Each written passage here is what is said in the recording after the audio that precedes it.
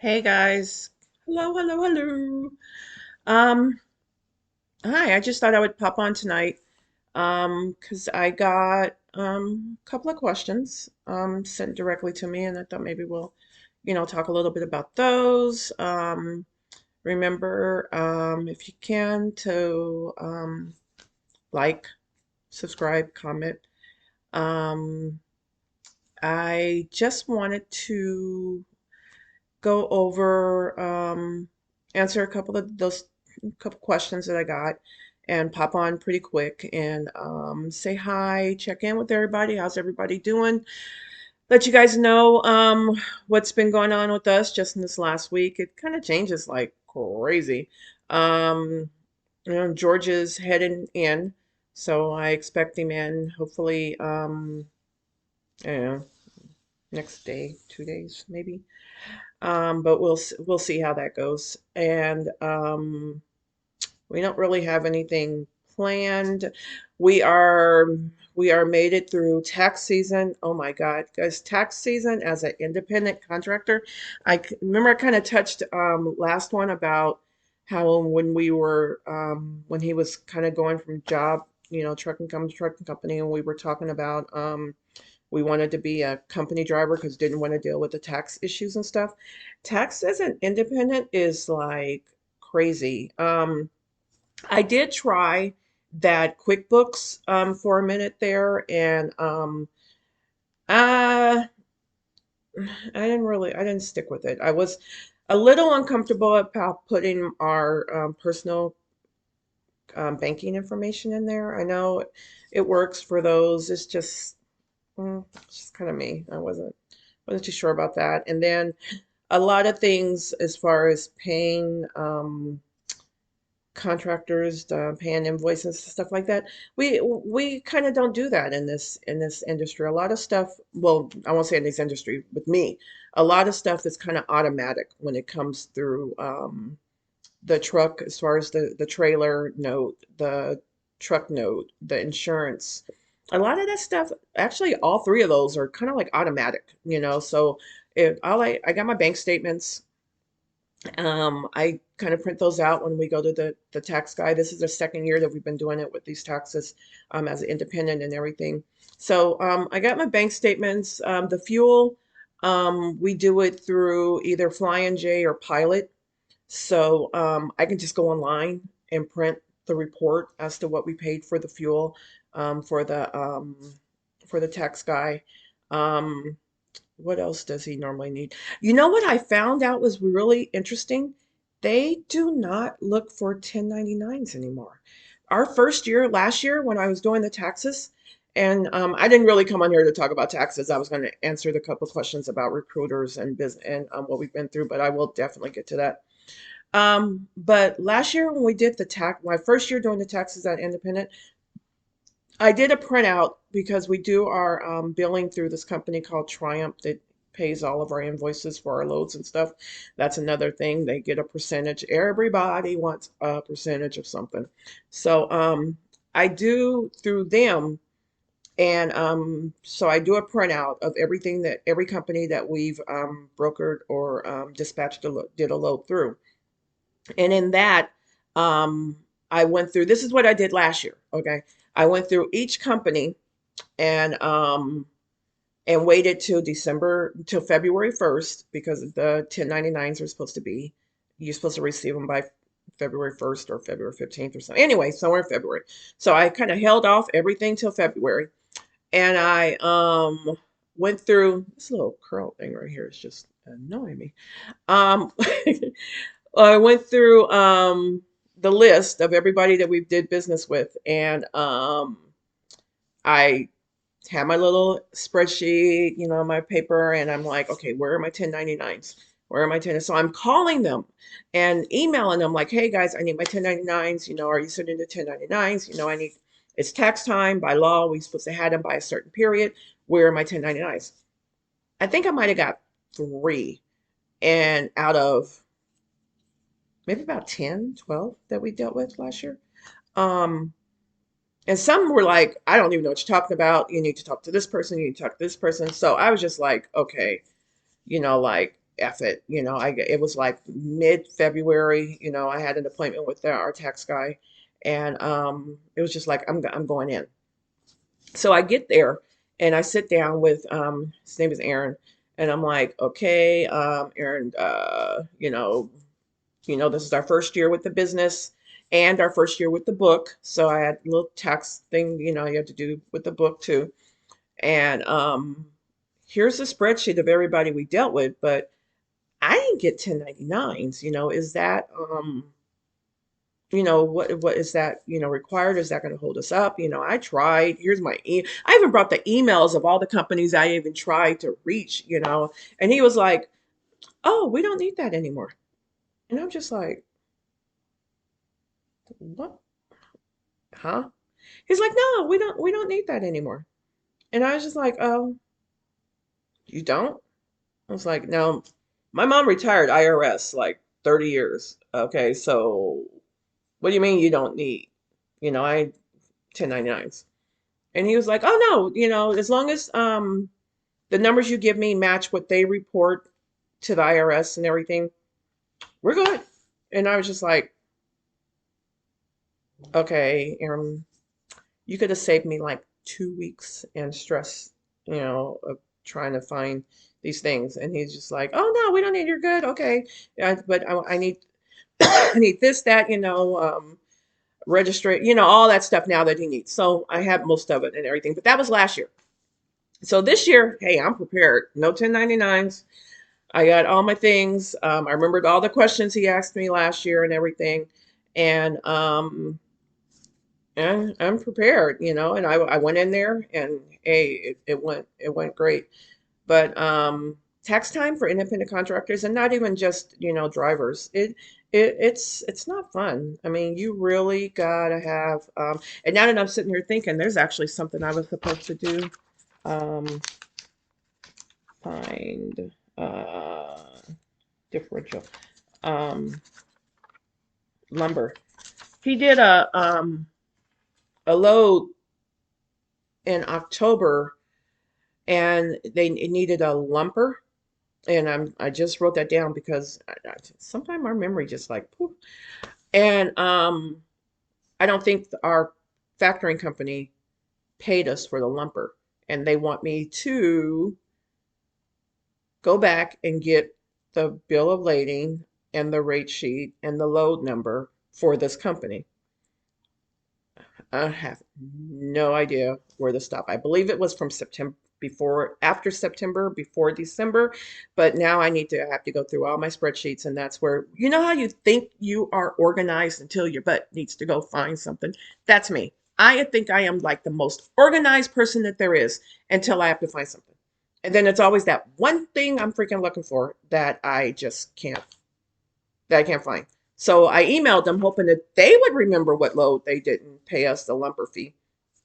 And what a lumper is when he gets to a location to drop, whether it's Kroger, Walmart, Pepsi or something like that, they have lumpers, which are like extras that sit around, or that help unload the trucks, and they are not paid through Kroger, Walmart, or Pepsi. They're paid by the broker, and the broker is supposed to give the driver, which is George, the money to pay these. Or when he gets there, he's supposed to know how much. They tell him how much the lumper is going to be, and he's supposed to reach the broker, and so that they can give him, it's called a com check. It's like an auto check with numbers and stuff that they can give them right there on the spot to pay. The way we don't have to pay out of pocket and hope to get reimbursed. Well, this one time, and I really think, and the reason why I'm kind of like finding it, because it was a pretty penny. We did it, but we sent the bill over to our factoring company to get paid, and I'll explain that in a second. When we sent the money over to the factoring company to get paid, they didn't pay us for the lumper portion of it. They only paid us for the load. So they said that they would pay out the lumper portion when they get paid on their end, and it ain't happened. And now I'm the one that's got to do the backtracking and trying to find out to get this stuff when I thought I trusted, which I shouldn't have. I should just, that, it would all kind of work out. And now we're talking, I think maybe October, November, December, January, February. We're talking like almost 5, 6 months later. And now I need to backtrack because, hey, you want your money. I mean, they work hard. They want their money. And he doesn't remember, which you would think that they remember. That's a whole nother thing. George can tell you how to get from Arizona to New York, highway, byway. But if I ask him to go to the Sam's Club or the Walmart up the street, you won't believe how many times I've had to give him that address or directions or, even go with them, like, okay, remember, dude, it's just like right here. But if I ask him how to get to Texas, Route 40 off the 20, whatever, or Atlanta, shoot, he can read that off in his sleep. But if I ask him around the corner, hey, Dave, I need you to go around the corner to the Fry's, to the grocery store, or up the street to Walmart for me. Where is that at again?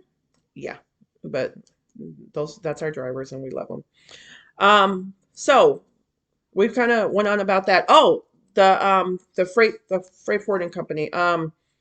That link, what that is it is a company that pays your loads. So when the driver drops the load, um, let's say we're dropping a load for, we'll just say Walmart. We're dropping a load. That Walmart will can take up to 30 days to pay us directly, which means I'd have to do an invoice it over to them, to their billing, hold on to it, set a file aside, and wait the 30 days to get paid. Well, most of us can't wait 30 days to get paid. We need our money right now. We got bills. So they have these factoring companies that you give the bill to, or it's not like sell the bill to, but you give the bill to them. They'll pay you out in 24 hours, but of course they want a percentage of it, which is normally anywhere from 1.5 to 2.5%. So we have one of those for our loads where after he drops the load, I scan it over to the factoring company, or he does it, but 99% it's me. I scan it over to them, and then they pay us out. If it's done within a certain time of the day, they'll pay us out that day, or we'll get paid out the next day. Otherwise, if I do it myself, I have to do an invoice, fax or email the invoice over to the company, and then wait 30 days or more to get paid. Most of us want our money, and then that's extra paperwork on me. Which is nothing wrong, but remember, we still have a regular 9 to 5, 8 to 5, or 9 to 5 here, which actually, we still have that. We still get mandatory overtime with our job. You remember, you guys, I work for Southwest, so we've had a lot of mandatory overtime lately. We still have a household to take care of. I'm still trying to get my book promoted and everything. So to do anything that lightens the load here with taking care of, we agreed.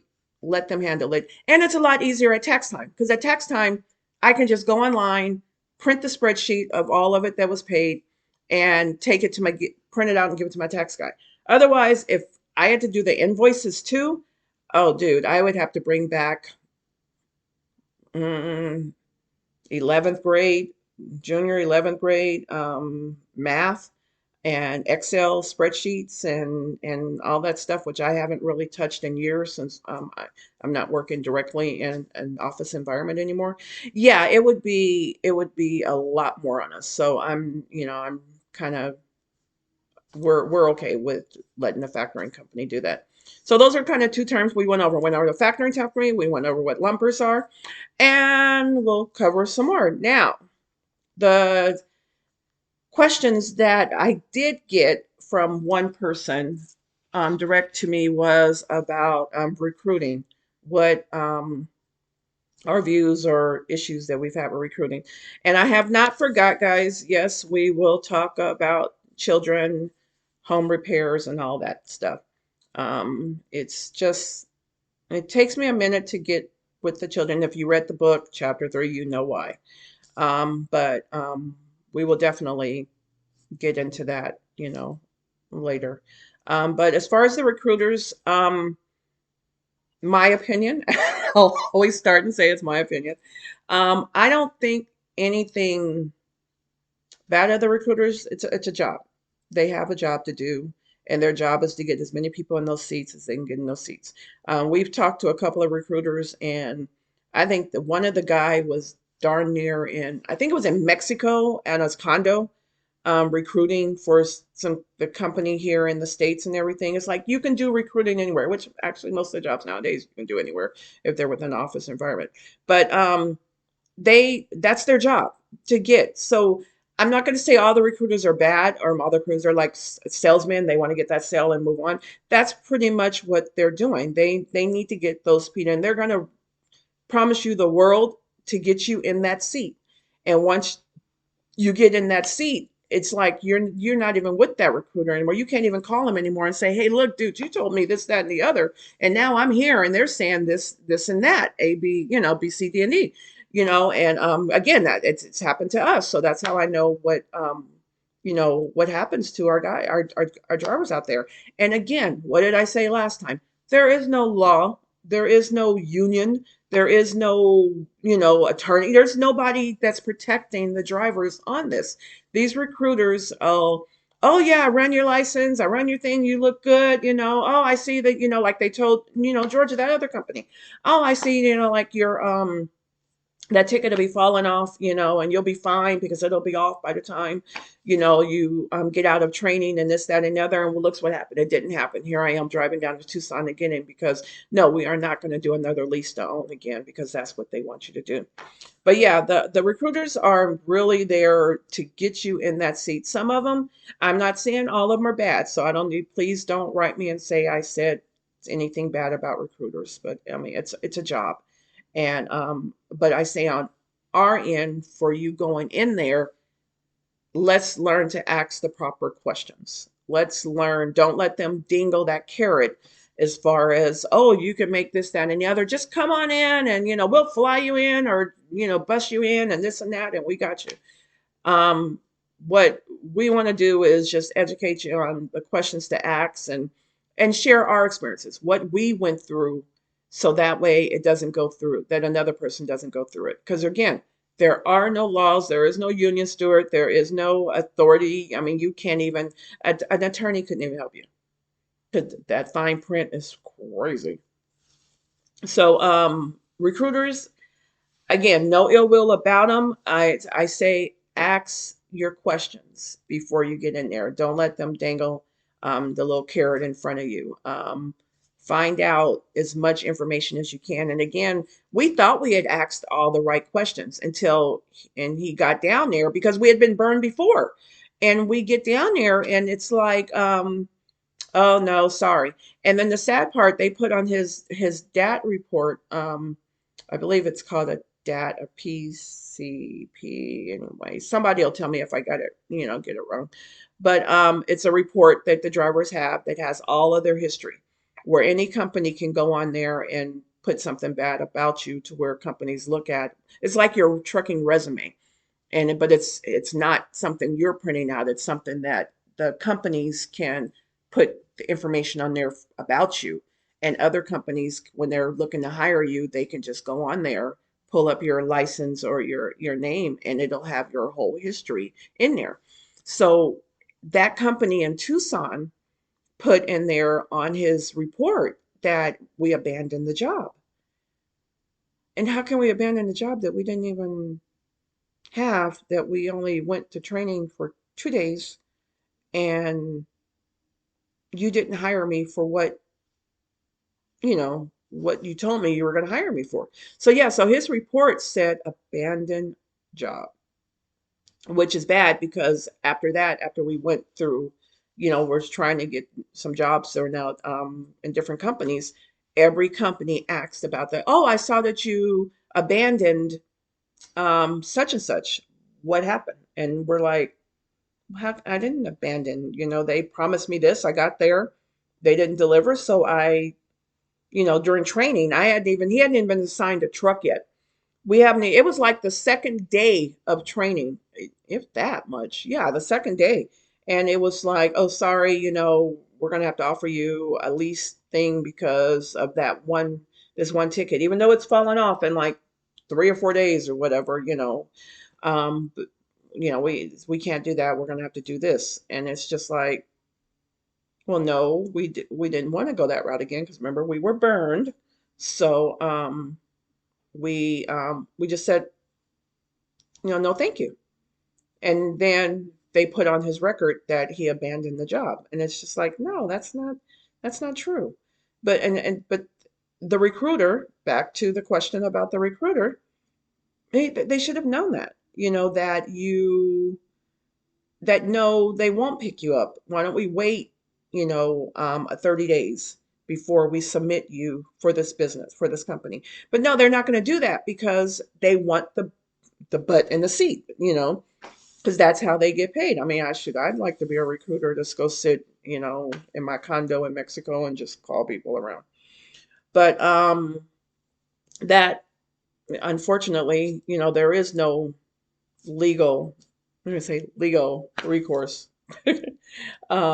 for that, and it really sucks. It really sucks. But our guys are, the we're going to find a way, hopefully, something that can help the drivers, out there with some kind of legal, because they have no legal recourse. There is nothing. And again, remember, they are all independent contractors, so they are literally on their own when it comes to these situations, when it comes to delivering a load to a warehouse, and you sit and sit. Now, the pause right there is, remember, they can only drive for 10 to 11 hours a day, I believe. And then after that, they have to shut down for 10 hours. Kind of like pilots and stuff. They can only fly for so many hours and they have to shut down. But with our drivers, let's say you're driving, when you get to the warehouse to drop your load, your clock is still ticking. You would think the clock would stop until you take off again because you're sitting there for anywhere from 2, 4 to 6 hours waiting for them to unload your trailer. No, that freaking the clock is still ticking by law. You can't turn that clock off.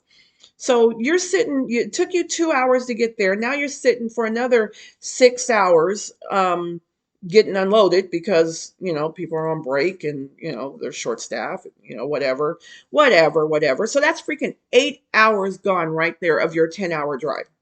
So you really only have 2 more hours to drive. And let's say you have you need to get to your other load, because you're going to lose it. You've already locked in another load, so you can keep rolling, or you're going to lose it if you don't get there. So that's only giving you 2 hours to get to the other load. And then when you get to that other load, it could take them again another 2 hours to whatever hours to load you.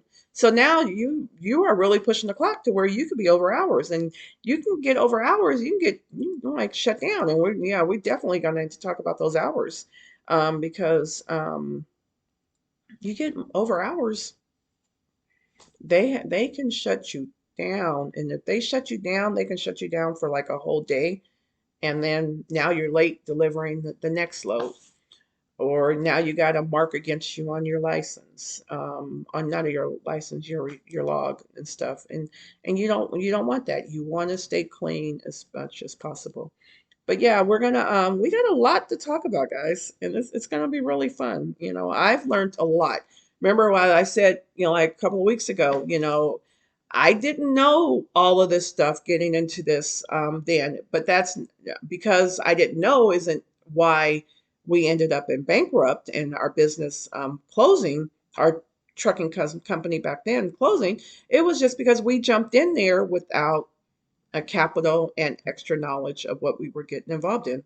And like, George is a driver, and yes, he's been a driver for over 30 years, but he's been a company driver, and I think once he was kind of independent for a short period of time. But he's been a company driver, so that's been in, or he's always had somebody handle it, which it there's no excuse, but it happened. We survived. We're still here, and we're gonna. It's believe me when I tell you where we're at right now. Yeah, yeah, it comes full circle. Um, but I don't regret going through that to get where I am now, because what I know now, what I'm sharing with you, I had no idea then, but since I went through it, I'm able to share with you now what we did go through to help anyone that is looking to come up in the game or get involved with it. That hey, this is some great tips. Like these are some great tips. Like definitely. I mean, especially when it comes to how everybody has a little piece of you. You got a dispatcher that wants you to call and dispatch your loads. We had one of those for a while. Um, I think she was getting 2% of the load. So calculate this. If you got a dispatcher getting about 2% of the load, you got a freight forwarder, which is the guy that's paying out our bills, that's getting 1.5% of the load. You are still, now you're paying your fuel that you've used to get to the load. And then you're paying what a little percentage that you got out in your, that you got to set aside for maintenance. Remember, guys, you got to have that maintenance account. And then you got your other expenses, and then you're going to pay yourself. There's still a lot of freaking hands in the pot, you know? So you got us. So what we did is we got rid of our dispatcher. We had the dispatcher for a few months because George is like, why don't I pay somebody to do something I can do myself? Exactly. Sure enough, why do you? One, it if the reason why people do it is because it saves you time. You're not the one on the board trying to find a load. You're not the one having to do the paperwork. You got somebody doing that, so it frees you up to drive. But it's worked out this last year, and so we've been doing it ourselves. We got rid of the dispatcher, and that was coming out to about seven, just us. About she was getting about 750, almost 800 a week. And that's something. I thought about maybe going to get a dispatching license because that was some serious dough. And I don't know, maybe when I retire, something to look into. But now, when we retire, we're through. Sell the business and move on. But yeah, you had your dispatcher, you got your freight forwarder getting a little percentage of it. You got your, which okay, maybe we don't need a freight forwarder, but can I wait 30 days to get paid? No. The house still has to be paid. No, we can't wait 30 days to get paid. We're not in a financial position to that. If I was in a financial position to do that, to where we had enough capital sitting in the bank to take care of the household expenses for a couple of months while we wait for that to come in. Oh, heck to the yeah, we would try to find a way to make it work. Might even be in a position to hire somebody 4 hours a day, hire somebody 4 hours a day to come in and take care of it. But no, we ain't in that position, so we're gonna do that. Um, but yeah, there's a lot of little hands in there, and I hope I can educate or share ours to let you know what you may or may not need. But as usual, guys, it has been awesome catching up with you. Um, Again, any comments I made about the recruiter, granted, those are my comments, so please, I don't want to have to get any emails, or so I will respond about that I was recruiting bashing. I'm not recruiting bashing. Hey, it's a job. Everyone has their job security, and that's what they have to do to get a job. My thing here is to share with what we went through, so that way when you do deal with a recruiter, if you have any questions or whatever, and you can always, hey, message me. I'll get you in touch with George. He can also help out too. Um, if you do go with a recruiter, these are the questions to ask. Is it confirmed? Do I have this? What do I need to do if it does not work out? Those are your questions you want to ask. What does my license look like? What do they, and do your own research. I mean, internet has its ups and downs, but you can go on there and Google reviews for companies, and it'll tell you what other drivers are saying. Granted, you don't take all of them to heart. There is an internet. There's a Black Truckers Facebook page. There are pages out there where you can do a little more insight now than what we had at back in our day when we started. So definitely do your due diligence when it comes to those recruiters. As always, guys, like I said, it's been a pleasure. We are going to get into next time, home repairs, a little bit more, about the truck. I'll tell my story of my first truck ride when I went out with him and how I did not sleep when he pulled over on the side of the road. Now that's a hoot. And then we'll talk a little bit about, oh, I got that call for his first turnover. Well, lay down when he first laid down the truck. Yeah, we're gonna let's chat about that next time. 'Cause that was interesting and scary, to get that call. But thank you guys again for stopping in. Remember to do the like, subscribe, comment. Remember the book, The Truck Driver's Wife Holding Down the Home Front, is on the Amazon, Barnes and Noble. The links are in the bio. And as always, it has been a pleasure. Keep those questions coming, and I really hope I answered. If I didn't answer everything completely in the recruiter and you have some more questions, hey, hit me up, and I'll I definitely will share. Again, thank you. Have a good evening, and I will see you in a week.